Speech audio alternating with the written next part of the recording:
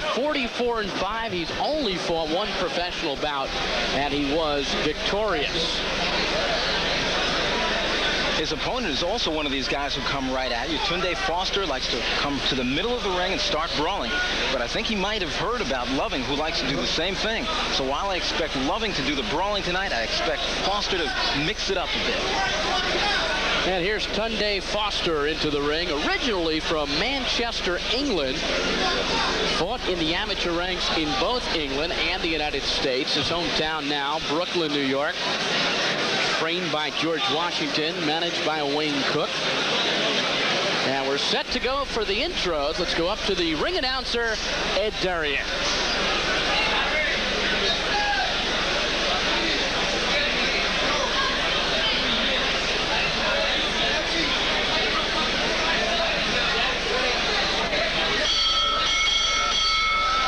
From the Madison Square Garden, South Forum, here in the Big Apple, the city of New York, as well as the Empire State of New York, Madison Square Garden Boxing.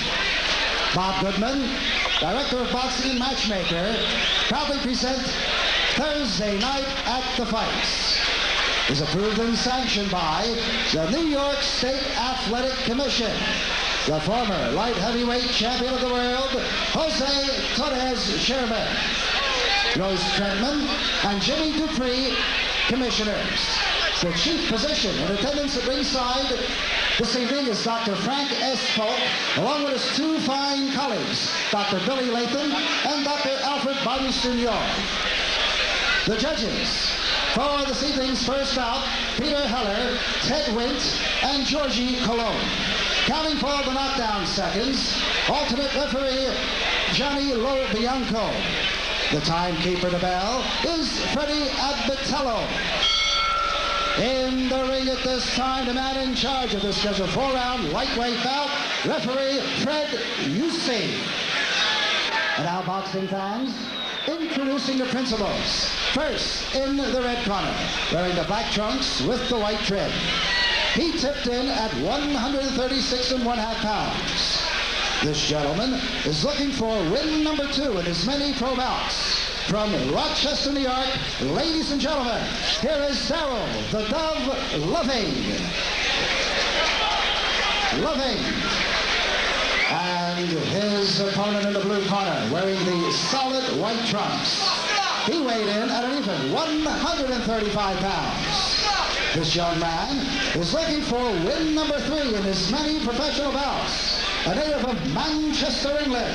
And now, residing in Brooklyn, New York, boxing fans, let's welcome aboard Tunde Foster.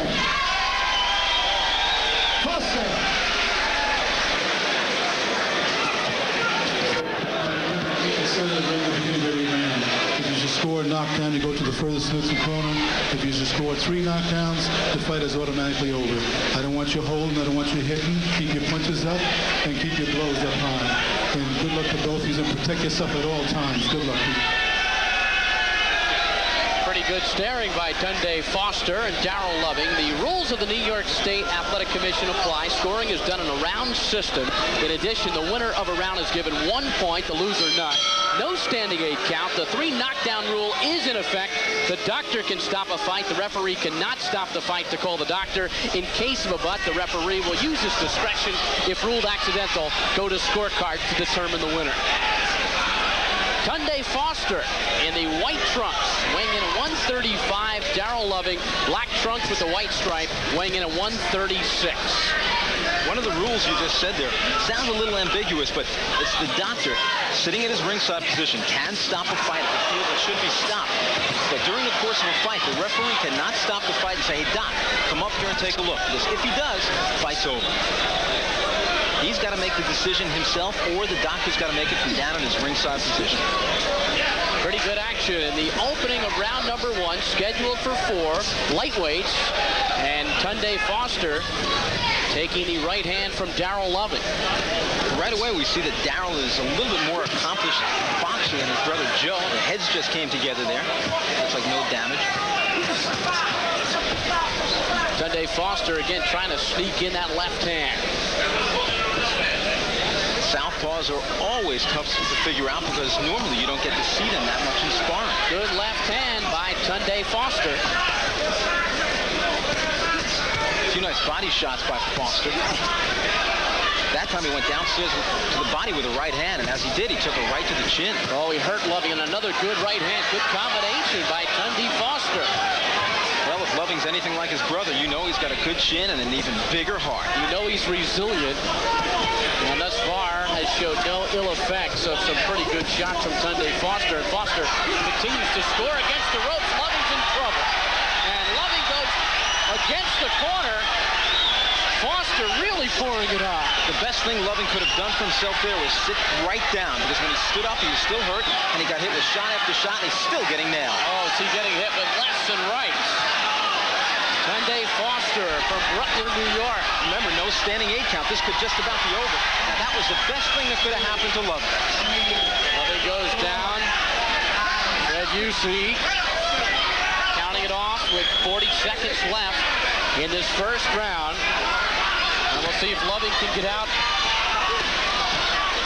But Tunde Foster continuing to work, trying to finish the job he set up. Loving in all sorts of trouble, and Fred Yusi stops the fight. Big swelling under the left eye of Darryl Loving. And Tunde Foster, with a very impressive round number 1, finishes things off in style. It certainly was an impressive performance by Foster. He had his man hurt, kept his cool, and got hit with a few counter shots. And here's where Loving got in big trouble. He was in his own corner and started to get nailed over and over again. Nice hook there by the southpaw Tunde Foster. And as you see, Loving just cannot get away from the shots. Randy, that left hand was the most punishing of his punches. Well, that's the big punch for Foster, but that right hook doesn't look bad at all. Well, Tunde Foster with a pretty good record, 3-0 now, 3 knockouts. Young man who moved to Brooklyn, New York in 1983, as we mentioned earlier, from Manchester, England. He wants to be the world champion, and he said this is just another fight towards that world championship. And there he is, Tunde Foster, who worked in Owen McGeechee's corner at the Golden Gloves this year. He lost to McGeechee in the finals last year, and he says they're both the very best of friends. Well, that's how boxing is. You've got a camaraderie. You might beat up a guy one night, but for the rest of your life, you're his buddy. Generally. Sounds good to me. So Tunde Foster with a 90-13 record in the amateurs, on his way in the pros. Let's go up to Ed Darryl. Ladies and gentlemen, referee Peter Yusi stops this bout at 2 minutes and 39 seconds of the first round, and a winner by a TKO for his 3rd straight win in his many pro bouts, Tunde Foster. And have a nice round of applause for Darryl, the dog Loving. Let's hear it for him. Darryl Loving, let's hear it. So Tunde Foster captures our first bout of the evening, the lightweight bout, and he does it in impressive fashion, stopping the fight at 2:39 of round number 1. Tunde Foster, your winner.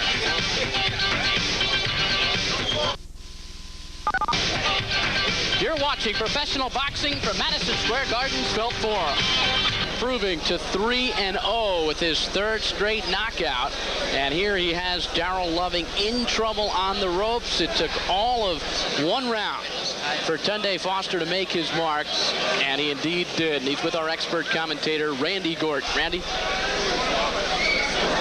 Quite an impressive performance tonight, because you were in against a guy who had a real good amateur record. He was undefeated in 1 fight and looking really, I mean, this guy lived in the gym. Oh yeah, you know, Darryl Loving is really, I know him as an amateur, you know, I give him a lot of credit.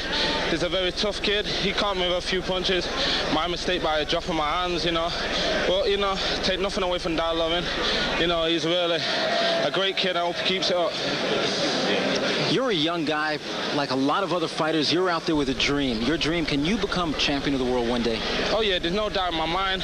If I keep training, the training what I got right now, George Washington, if he keeps with me, which I'm sure he will, I believe I can be world champion within 2 years. You know, I tell myself overnight time, I give myself 2.5 years. Even I'll be knocking on Livingston Bramwell, Camacho, or Jimmy Paul's door, or even Meldrick Taylor, Pernell Whitaker, you know, knocking on the door, or I'll be champion of the world. Okay, well, he mentioned Livingston Bramwell as one of those names in there. I remember about 5 years ago sitting with a kid who only had one fight. That was Livingston Bramwell. He told me he was going to be champ. Who knows about Tunde Foster? Let's go back to ringside.